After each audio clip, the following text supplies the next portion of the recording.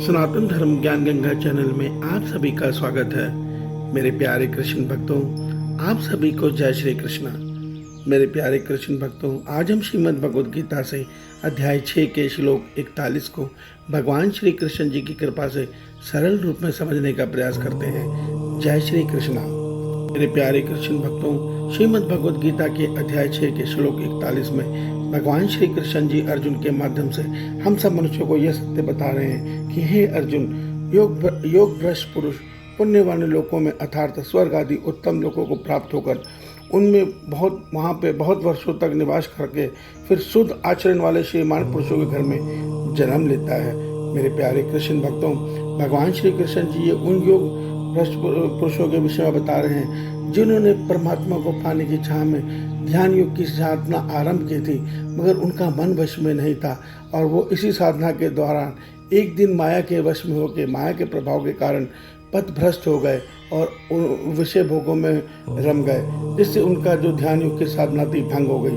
तो भगवान ऐसे पुरुषों के विषय में बता रहे हैं कि हे अर्जुन, जो भगवत प्राप्ति के लिए कुछ काल तक भी ध्यान साधना कर लेता है या परमात्मा प्राप्ति के लिए भक्ति आदि कर लेता है, ऐसे मनुष्य की दुर्गति फिर कभी नहीं होती। ऐसा मनुष्य मृत्यु के उपरांत पुण्यवान लोकों में अर्थात स्वर्ग लोकों में जाके अपने पुण्य फलों को भोगता है और जब उसके पुण्य फल क्षीण होते हैं तो वो धरती पे ईश्वर की कृपा से श्रीमान पुरुषों के घर में जन्म लेता है, अर्थात ऐसे पुरुषों के घर में जहाँ पे भगवान की भक्ति का माहौल होता है, वहाँ से वो निष्काम भक्ति के द्वारा उसी भगवत प्राप्ति की राह में आगे की तरफ बढ़ता है, अर्थात और जो उसने साधना पिछले जन्म में छोड़ी थी जहाँ तक, उससे आगे की साधना में बढ़ता है।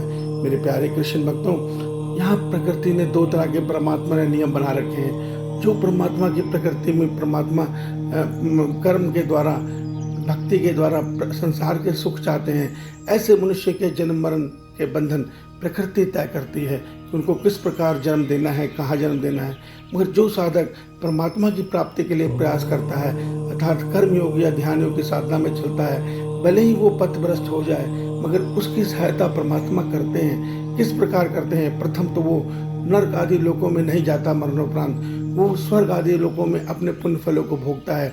तत्पश्चात वहाँ से अपने पुण्य फल भोग कर उसको परमात्मा की कृपा से धरती पे ऐसे पुण्यवान ऐसे श्रीमान के घरों में जन्म मिलता है जहाँ पे भगवान की भक्ति का माहौल है और वहाँ से वो भगवान की भक्ति करके भगवत प्राप्ति की राह में ईश्वर कृपा से और आगे बढ़ जाता है। मेरे प्यारे कृष्ण भक्तों, ये परमात्मा की कृपा है हम मनुष्यों के लिए कि हमने एक पल के लिए भी अगर इस संसार की माया से ज़्यादा अहमियत अपने ईश्वर को दे दी और माया के बदले परमात्मा को पाने की चाह मन में कर ली, तो निश्चित मानिए हमें परमात्मा की सहायता अवश्य मिलेगी। परमात्मा हमारे लिए प्रकृति के नियमों को खत्म करके अपने नियम लागू कर देंगे हमारे जीवात्मा पर और हम मरणोपरांत कुछ काल तक स्वर्गलोक में सुख भोगेंगे।